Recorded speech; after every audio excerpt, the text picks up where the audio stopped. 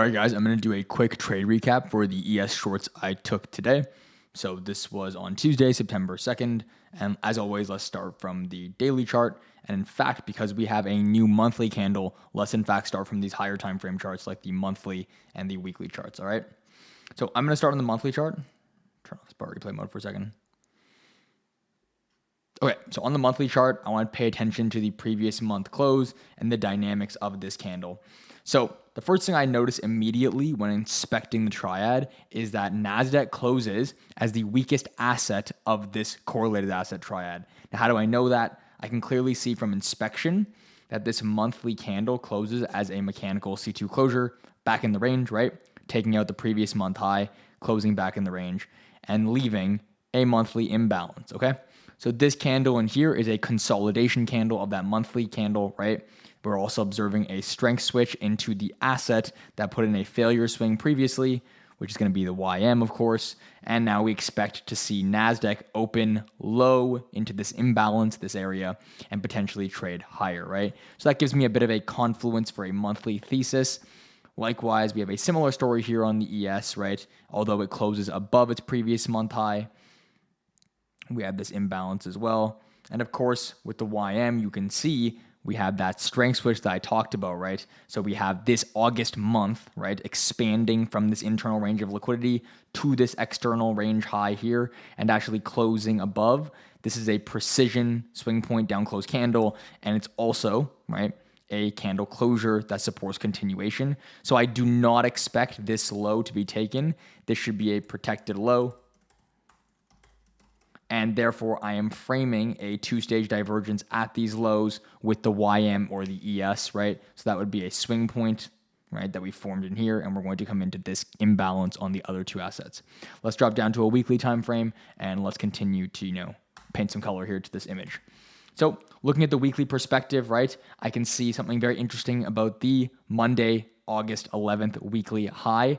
This high in here, as you can see, put in the high of NASDAQ for the August candle, and then we've started to form these failure swings, right? And this is what we traded last week, was NASDAQ lower in the range, while the other two assets made higher highs.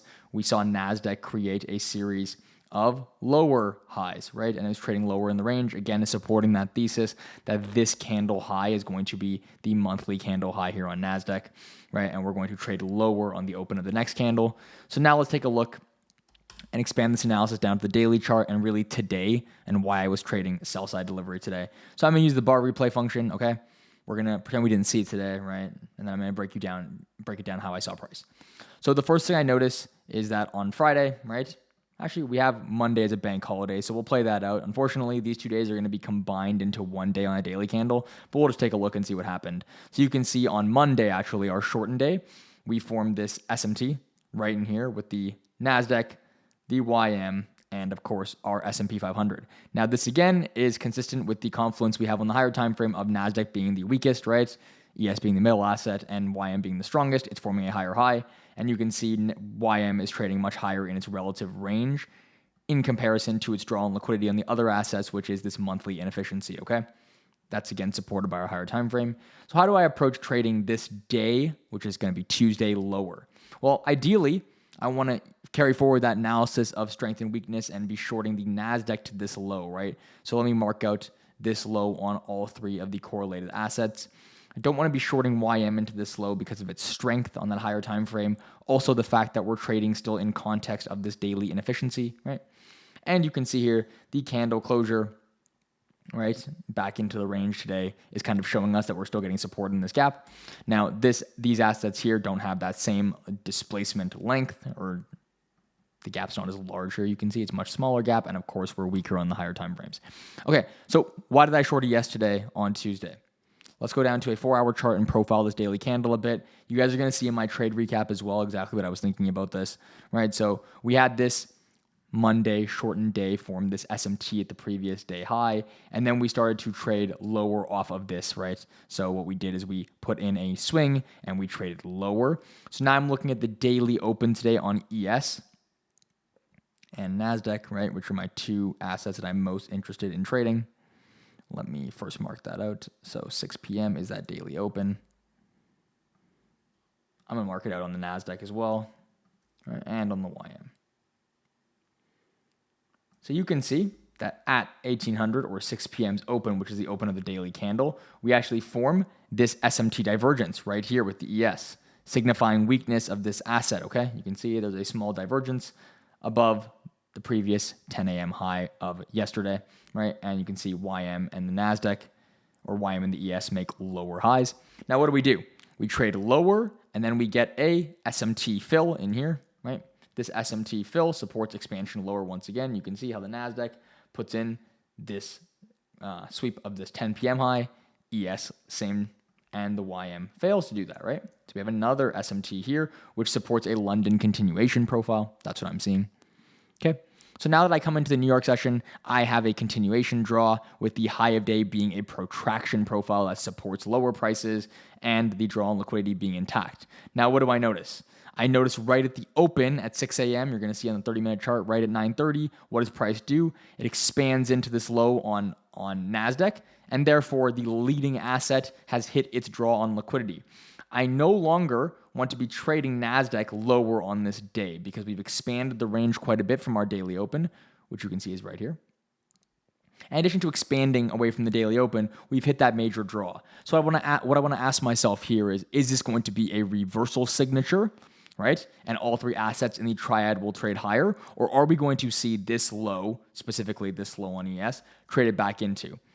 And because I failed to observe a reversal signature down here, if you study some of my other trade recaps, you're going to know exactly what that looks like and what I demand to see to actually call this a true reversal.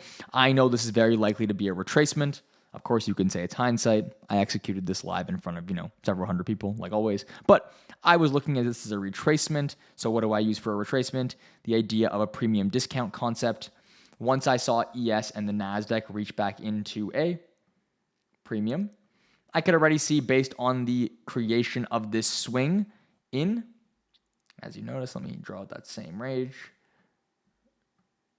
in the 50% region and not higher than deep premium. I knew that ES was the weakest asset, which was confirmed by its lagging asset draw on liquidity, right?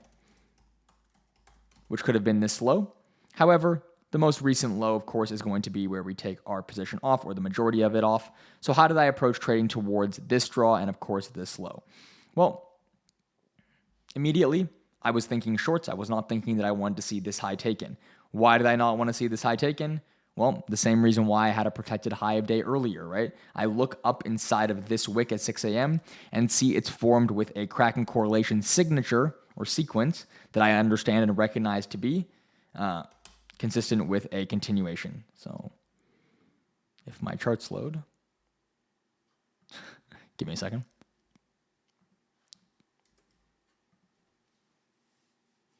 Issues with TradingView, like repeatedly over the past couple weeks. Sorry about that. Let me go back to the replay function.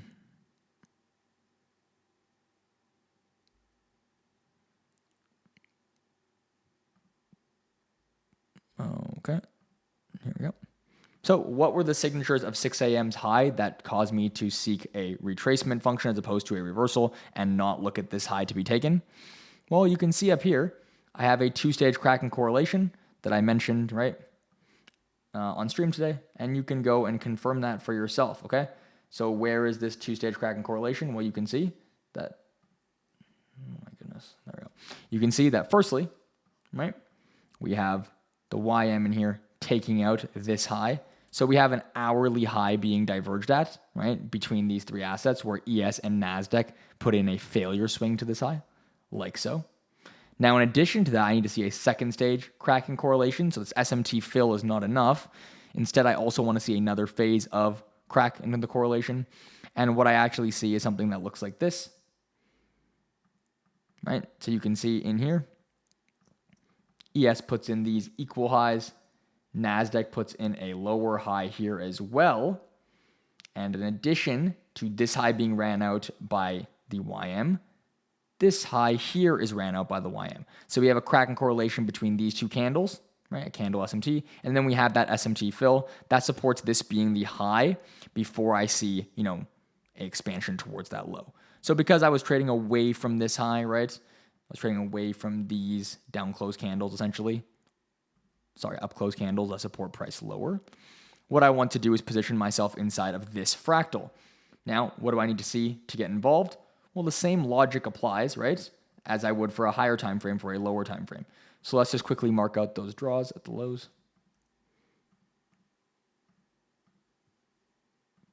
All right, and you can see ES was indeed the weakest asset, which is the only asset that actually ended up reaching into that low before the triad reversed, right? And you can see that reversal that occurs here.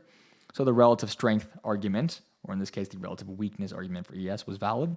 So now let's see, how did I approach trading ES towards this low? Well, what I waited for was for price to retrace. And then on my 15-minute chart, if that also loads. Sorry about this, guys. I don't know why my trading view has been giving me so many issues the past couple days, but hopefully you'll be able to see this in a second.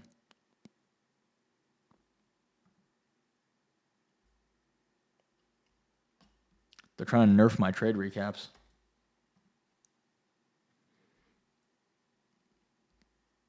All right, let's go and hide the indicators again and use the replay function once more. They really don't want me to get through this, huh? Okay.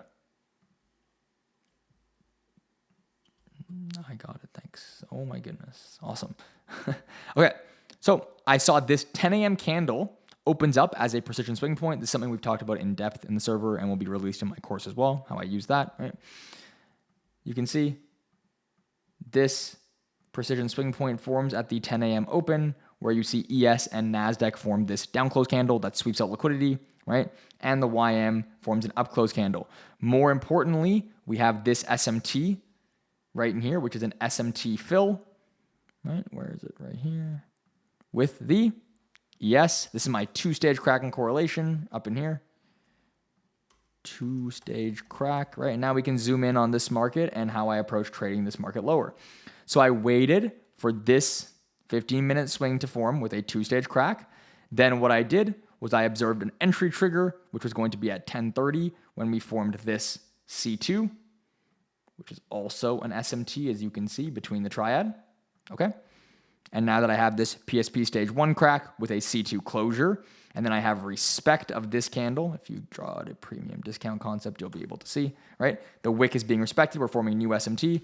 Now all I have to do is execute, and that's the easiest part of this trade, is to take a candle closure, right, through this low, risking the high, and targeting 2R, right? Which I actually ended up taking up most of my position here. And then, of course, I had runners for the low. So that was the trade I took. You can see my executions in the trade recap. And yeah, let me know if you guys have any questions. This was an interesting trade today. And I'm glad we were on side and we were able to kind of navigate this price together on stream. Okay, talk to you guys tomorrow. Peace.